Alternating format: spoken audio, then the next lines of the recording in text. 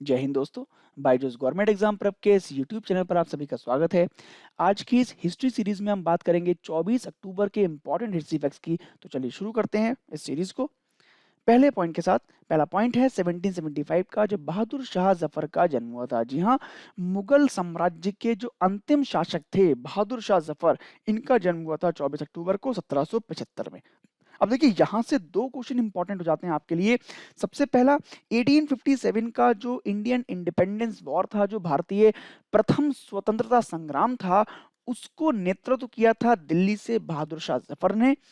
दूसरा, इस संग्राम के बाद ब्रिटिश शासन ने बहादुर शाह जफर को भेज दिया था रंगून की जेल में। जी हाँ, तो ये दो क्वेश्चन एग्जाम में पूछे जाते हैं कि कहाँ भेजा गया था बहादुर शाह जफर को, तो रंगून की जेल में भेजा गया था।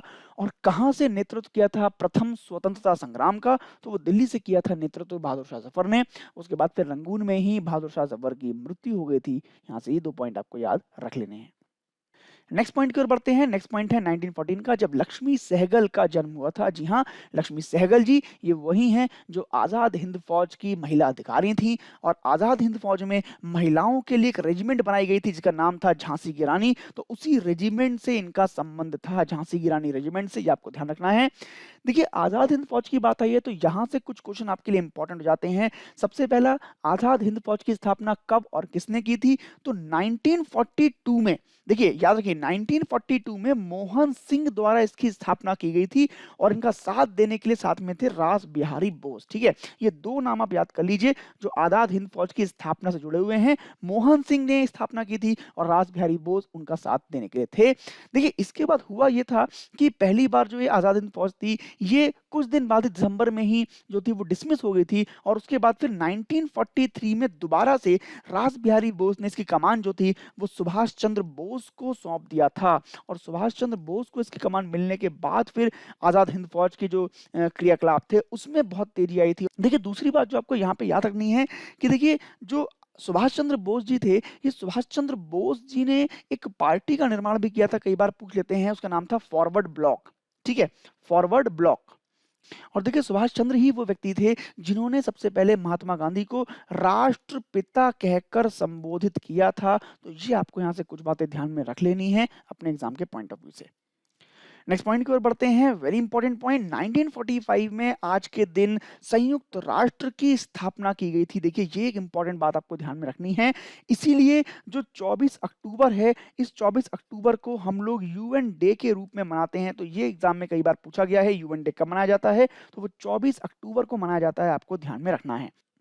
देखिए, यूनाइटेड नेशन से पहले भी एक संस्था थी जिसका नाम था लीग ऑफ नेशंस। ठीक है, लीग ऑफ नेशंस को भी पूरे विश्व में शांति स्थापित करने के लिए बनाया गया था, लेकिन ये अपने उद्देश्य में सफल नहीं हो पाई। इसीलिए फिर यूनाइटेड नेशन का यहाँ पे स्थापना की गई थी 24 अक्टूबर को 1945 में।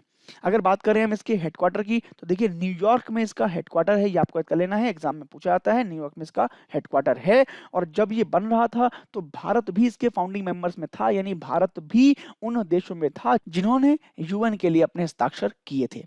ठीक है, तो देखिए, अगर यूएन की बात करें तो कुल मिला के इसमें अभी 193 देश इसके मेंबर बन गए हैं, जिसमें सबसे लास्ट में जो बना है वो साउथ सूडान देश है जो कि इसका मेंबर बना है। इसने 2011 में ही यूएन के नियमावली पर साइन किया है, हस्ताक्षर किए हैं और उसका मेंबर बन गया है। कुल मिलाकर यूएन के अभी सदस्य हो गए हैं 193। देखिए, वर्तमान में जो यूएन के सेक्रेटरी जनरल हैं उनका नाम है एंटोनियो गुतरेस। ठीक है, ये इंपॉर्टेंट नाम है जो आपको ध्यान में रखना है। एंटोनियो गुतरेस इनका नाम है जो इसके वर्तमान में सेक्रेटरी जनरल हैं। देखिए, अगर यूएन की बात करें तो एक क्वेश्चन और भी इंपॉर्टेंट हो जाता है यहाँ पर कि यूएन के कुल जो प्रिंसिपल ऑर्गन हैं वो 6 हैं। ठीक है, देखिए यूएन के अंतर्गत वैसे कई संस्थाएं हैं, जैसे आपने नाम सुने होगा, डब्ल्यूएचओ है, डब्ल्यूटीओ है, ऐसी कई संस्थाएं हैं, यूनिसेफ वगैरह। लेकिन अगर इसके प्रिंसिपल ऑर्गन की बात की जाएगी तो कुल मिला के 6 इसके प्रिंसिपल ऑर्गन हैं, जिनको हम लोग बोलते हैं जनरल असेंबली यानी यूएनजीए। दूसरा है संयुक्त राष्ट्र सुरक्षा परिषद जिसे हम बोलते हैं यूएनएससी। तीसरा है इकोनॉमिक एंड सोशल काउंसिल जिसे हम बोलते हैं ECOSOC। ठीक है, देखिए इसके बाद चौथी है ट्रस्टीशिप काउंसिल, लेकिन ट्रस्टीशिप काउंसिल को निलंबित कर दिया गया, उसको खत्म कर दिया गया, ये भी आपको ध्यान रखना है। इसके बाद है इंटरनेशनल कोर्ट ऑफ जस्टिस यानी अंतरराष्ट्रीय न्यायालय। अंतरराष्ट्रीय न्यायालय, ठीक है। और इसके बाद जो आखिरी है वो हो जाता है हमारा यूएन सचिवालय यानी यूएन सेक्रेटरीट। ठीक है, इसमें अंतर्राष्ट्रीय न्यायालय का मुख्यालय आप याद कर लीजिए, हेग में इसका मुख्यालय है। ये कई बार हमारे एग्जाम में पूछा गया है, तो आपको ध्यान में ये बातें रखनी है। नेक्स्ट पॉइंट की बात कर लेते हैं। 2001 में 24 अक्टूबर को आज ही के दिन नासा का एक अंतरिक्षयान था जिसका नाम था मार्स ओडिसी। ये सफलतापूर्वक मंगल की कक्षा में पहुंचा था। मंगल की स्टडी करने के लिए इसको भेजा गया था। हालांकि इसके अलावा भी कई प्रोग्राम भेजे जा चुके हैं मंगल पर नासा के द्वारा, और भी कई स्पेस एजेंसीज द्वारा भेजे गए हैं मंगल पर स्टडी करने के लिए। देखिए, मंगल की बात आई है तो मंगल के बारे में याद कर लीजिए। मंगल को ही हम लोग लाल ग्रह के नाम से जानते हैं, क्योंकि इसका एटमॉस्फेयर जो है वो लाल दिखाई देता है बाहर से, इसलिए इसको लाल ग्रह बोला जाता है। पृथ्वी के सबसे नजदीक शुक्र है, और शुक्र के बाद दूसरा जो सबसे नजदीक ग्रह है वो मंगल ग्रह है। ये आपको ध्यान में रखना है। देखिए, इस मंगल ग्रह के अध्ययन के लिए ही भारत के इसरो ने भी अपना मिशन एक भेजा हुआ है जिसका नाम है मॉम। ठीक है, मॉम का मतलब है मार्स ऑर्बिटर मिशन। ये मॉम मिशन इसरो ने भेजा था। देखिए, इसको 2013 में भेजा गया था और 2014 में ये मंगल की कक्षा में पहुंच गया था, और तब से अभी तक ये वहां पे ऑर्बिट कर रहा है और हमें बहुत सारी जानकारियां दे रहा है। तो ऐसे कुछ क्वेश्चन आपको ध्यान में रखने हैं आज के हिस्ट्री पॉइंट से। आज के इस वीडियो से कौन कौन से क्वेश्चन बन सकते हैं हमारे एग्जाम के लिए, एक बार देख लेते हैं। पहला question, in which jail did the British send Bahadur Shah Zafar? किस जेल में भेजा गया था बहादुर शाह जफर को अंग्रेजों के द्वारा? तो नाम याद कर लीजिए, रंगून उसका नाम था जहां पर भेजा गया था बहादुर शाह जफर को।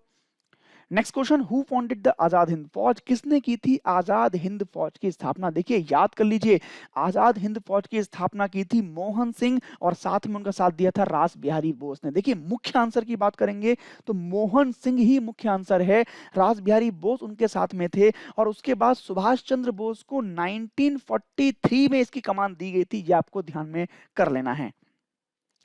नेक्स्ट क्वेश्चन की बात करते हैं, where is the headquarter of the United Nation? कहां है संयुक्त राष्ट्र का मुख्यालय? याद कर लीजिए, अभी हमने पढ़ा है न्यूयॉर्क में इसका मुख्यालय है, आपको याद कर लेना है।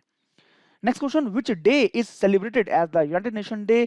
किस दिन को संयुक्त राष्ट्र दिवस के रूप में मनाया जाता है? तो जिस दिन उसकी स्थापना हुई थी, यानी 24 अक्टूबर को हम मनाते हैं यूएन डे के रूप में।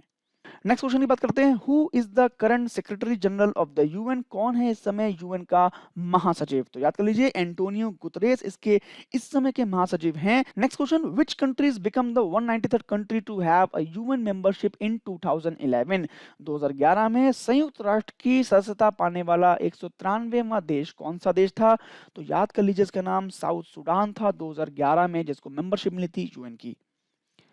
Next question, which was India's mission on Mars? Mars पर भेजा गया भारत का मिशन का नाम क्या था? याद कीजिए, मार्स ऑर्बिटर मिशन नाम था जो भारत ने भेजा था। इसके अलावा देखिए, क्यूरोसिटी रोवर जो था ये नासा का भेजा हुआ मिशन है, जो नासा ने भेजा था मंगल पर। तो ये कुछ क्वेश्चन थे जो आज हमने देखे। कल फिर मिलेंगे कुछ नए हिस्ट्री पॉइंट के साथ। तब तक के लिए धन्यवाद। जय हिंद।